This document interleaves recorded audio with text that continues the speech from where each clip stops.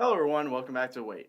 I feel like in order to talk about what we're going to talk about today, I gotta be more engrossed in the culture. Howdy everyone, welcome back to Let's Yeehaw Tom. On this here round table where I be spit-tuning in that spit-tune about whatever I be pondering about for that day.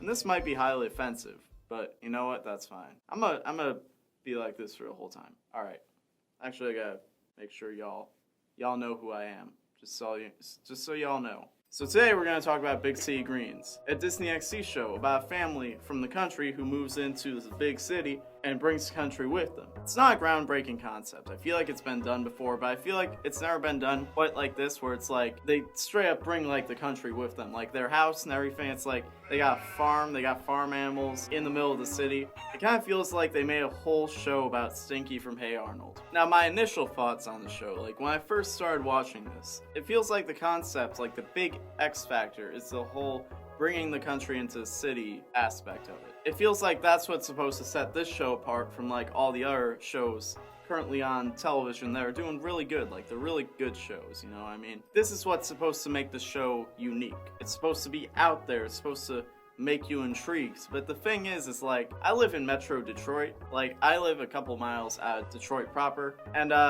this ain't really a foreign concept to me. Like there are plenty of rednecks where I live.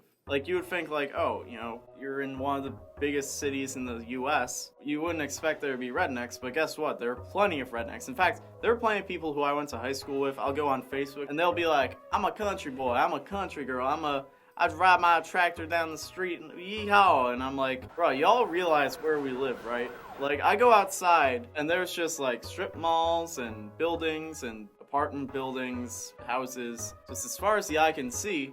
And that's not saying much, because you walk outside and there's a bunch of buildings, so you can't really see that far. Like, we're definitely not in the country. They're riding their tractors down the highway. It's like, Jesus Christ, bro. So watching this show where you got a family of backwoods, you know, redneck, hillbilly type people living in the city, bringing that whole culture with them, in that regard, it just doesn't feel like anything special to me. It's just, this is just real life to me. Like, I may only live a few miles out of Detroit, but it's not uncommon for me to be walking down the street and the pickup truck drives by with a bunch of white people yelling at me to go back to my country. Which doesn't even make sense. Like, I'm Native American. I'm already in my country. They think I'm Mexican. I can't tell you the amount of times I get the wrong type of racism. Like, I get called slurs I can't even say because it's not the right, like, if you're gonna be racist against me, at least figure out the right racism to use. Like, it doesn't even apply, bro. The characters in Big City Greens ain't racist, though. They got a black friend. They got a black friend that they let be a part of the family to show that these are some of the good ones. Some of the good rednecks. And that isn't even shade. Like, these are actually some pretty decent people. Like, the characters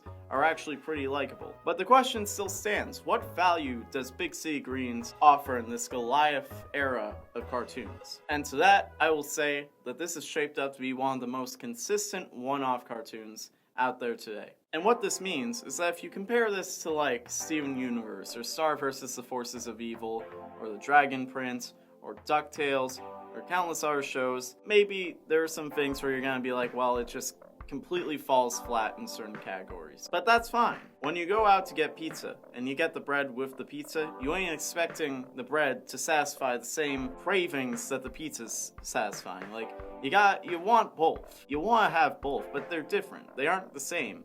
Like, you can't just get pizza, but it's not the same experience without the bread. And you can't just get bread, but then it's gonna feel like incomplete without the pizza. When you're a TV executive putting together your lineup, you want all these things. You want your Big City Greens and your Star vs. the Forces of Evil. You want all these things to come together so that people have like a well-rounded experience. And I know some people might say, oh, so we should just give cartoons credit for being mediocre? No, I'm saying it's like comparing apples to oranges. And let me tell you something, this show is not mediocre. This show is hilarious. This show has some of the best humor on television. And if you don't believe me, just look at Twitter, because people have been sharing clips of this show like for weeks, including myself. I shared a clip of this show, and I think Rebel Taxi, Pan Pizza, he retweeted it, and it just, like, it blew up. And I saw a couple other clips blown up too. And I think that goes to show just how hilarious this show actually is. And the reason that it's so hilarious is it does a good job of keeping things grounded and also utilizing the fact that it's a cartoon. Kind of similar to what SpongeBob used to do. What a lot of cartoons do that make them fall flat when it comes to humor is they won't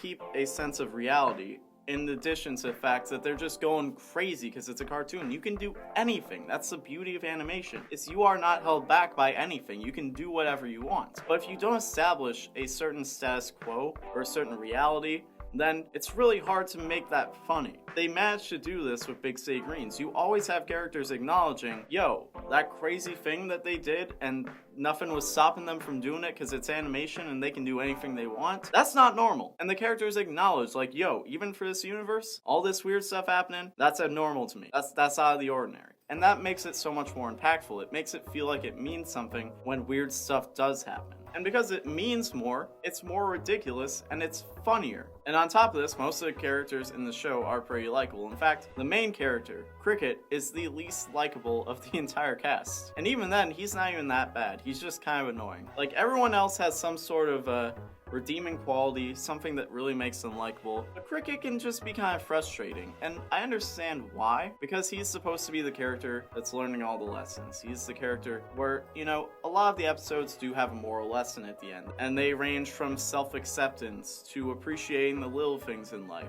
to the meaning of courage or luck. And it's actually kind of nice that a show this nonsensical has some pretty sound moral ideas it's proposing, but the thing is the main character is the one who's learning all of these things. So you have to set him up to be someone who has to learn these things. And because of that, and because it's a kids show, a lot of these ideas can be pretty simple at times, and it's really frustrating to watch a character who can't figure it out. But that might just be like my perspective as an adult.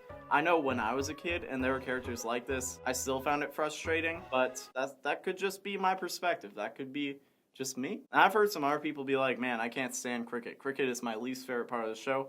But they were all adults too. I don't know what the kids think. I'm not that in touch with the youth. I'm sorry. Like, as a kid, I was pretty harsh. So that's probably why a lot of characters like Cricket I just didn't like. And the rest of Cricket's family is pretty charming. His grandma is your typical crazy grandma trope, except executed a little bit differently at times, which makes it feel, you know, hey, this is fresh, this is new, this is cool. Then his dad is a single dad who just wants the best for his family. And also, a little detail you can notice, like the top digit of one of his index fingers is cut off, and it's like, man, I wonder how that happens. Maybe that's a episode down the line. But you know what? That's cool, because they don't.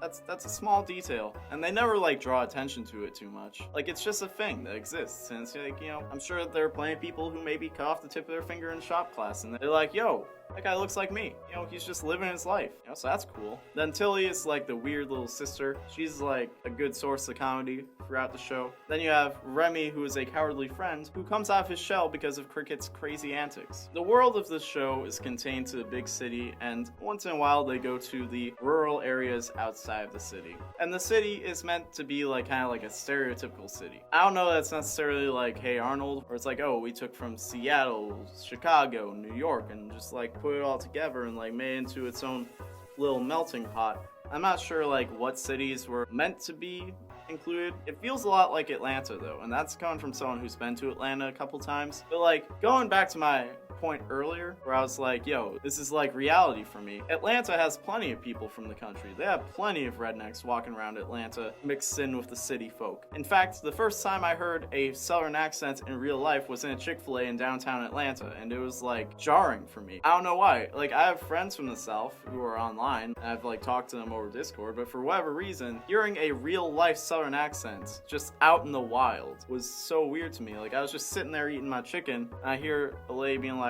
nah, Billy, you better eat that chicken there. And I was like, why is she talking like that? And I realized, oh crap, that's just her accent. That's how she normally talks. It was the weirdest thing to me. I was like, we're far from Detroit, aren't we?